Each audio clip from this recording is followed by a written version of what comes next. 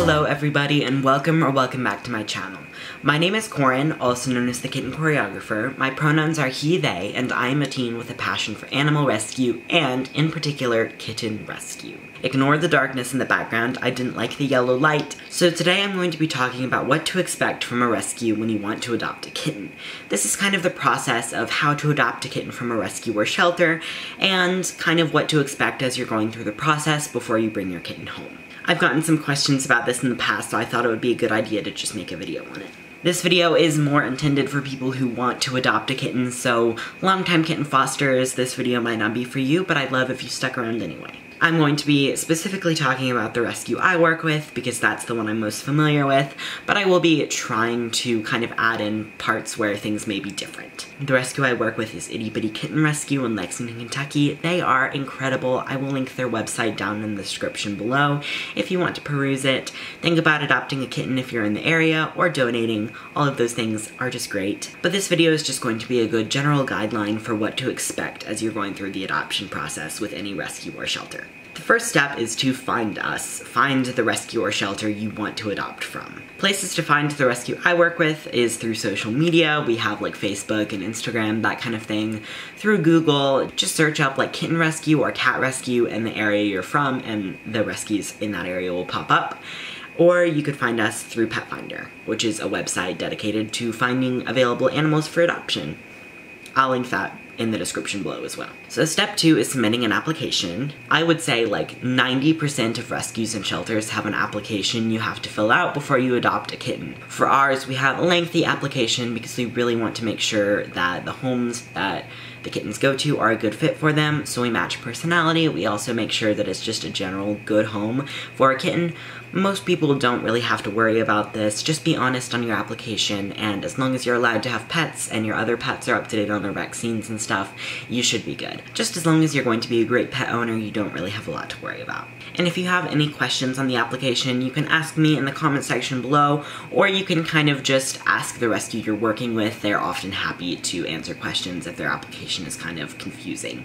I know we have a kind of confusing question on our application that's like, how much money do you intend to spend on this kitten per month? And a lot of people are like, I don't know. And I usually just tell them to put down however much it takes, as long as that's the truth. That question is mostly just to let people know that getting a kitten is going to be expensive. Just make sure they're aware. Which most people are, but it's always good to make sure. And step 3 is the waiting. This is the most frustrating part for a lot of people, but I urge you to be patient. Most rescues and shelters are primarily volunteer-based. There may be a few staff members, but most of them are mostly volunteers. And especially in the summer, we get very overwhelmed with applications and stuff. So I ask that you are patient after you've submitted an application. Don't give up after a day and go look for a kitten elsewhere.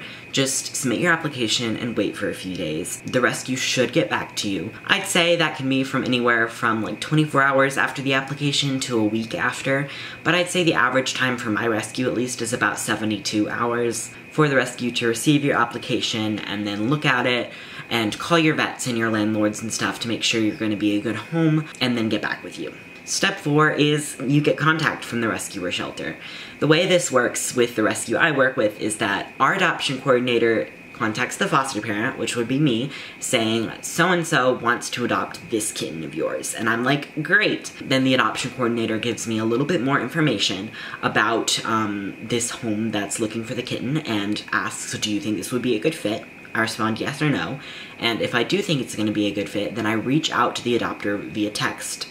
You could also be reached out through a phone call or an email, so make sure to keep a lookout for that too. And then I'm going to talk to the adopter, I'm going to get to know them a little bit more, have them answer any more questions that I might have. An example of this could be just me being like, okay, this kitten would do well in a more active household. How active is your household? Or, you know, the opposite. I had a kitten that would not do well in an active household, and I would ask them like, hey, how active is your household? I think it would be better if this particular kitten goes to a quiet home.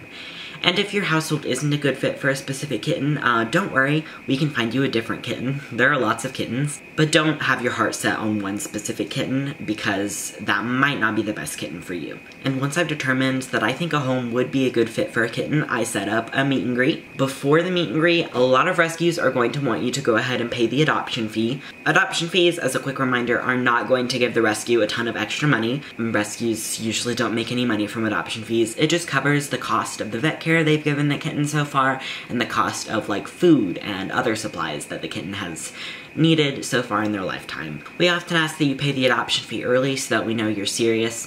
You would be surprised at how many people ghost us just out of the blue. They're like, okay, we're gonna set up a meet and greet, and then they're just like, never mind. They either ghost us or like, sorry, can't do this.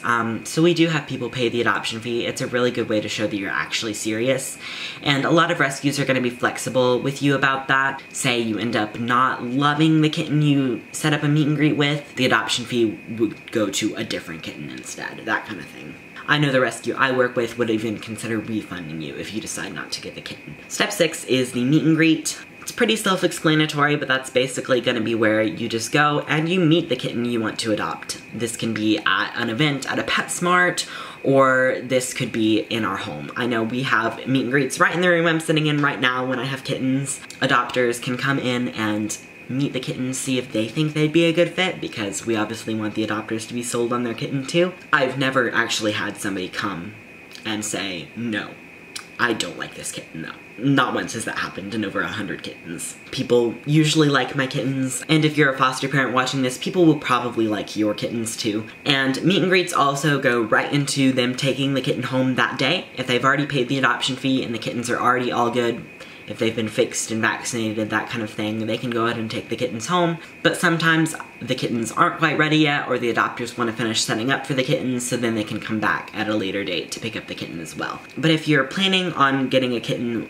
on the day you meet them, be ready to pay the adoption fee if you haven't already. A rescue's not going to let you take home a kitten without paying the adoption fee. And bring a cat carrier. Lots of rescues don't let you take home a kitten without a carrier because it's not safe for them to be in the car without one. My rescue is one of them. And be prepared to listen to some information you might already know that I'm like required to say.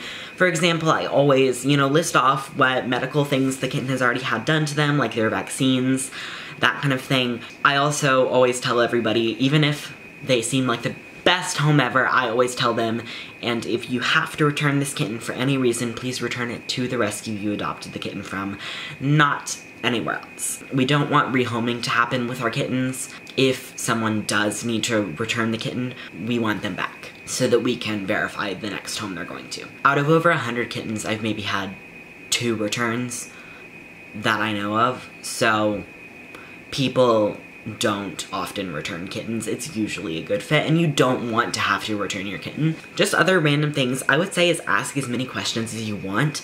I'm never offended by questions. I'm never bored or annoyed by them. I want you to make sure the kitten is going to be a good fit for your home. And I actually like questions because it really shows if someone's going to be a good fit for the home. I often get questions about like what food are they on, what litter have they used so that they can prepare. And I always give a little baggie of food to the adopters so that they can do a slow transition so they don't upset the kitten's stomach. But it's good to ask questions like what food they're on. If your rescue doesn't do that, you don't want to upset their stomach by transitioning them to a food too quickly. You can also ask questions about personality. I often give a lot of information about personality, so they don't have questions always. But it's a good thing to ask as many questions as you want. They're probably not going to be annoyed by that if you're serious about adopting. But I think that's going to be it for this video. Thank you so much for watching, and if you liked it, make sure to give this video a like and subscribe to this channel. I upload on Sundays and Wednesdays if I can, and if I can't, then I upload whenever I am able to. Also, please make sure to leave any thoughts or questions that you have down in the comment section below. Thank you for watching again, and goodbye!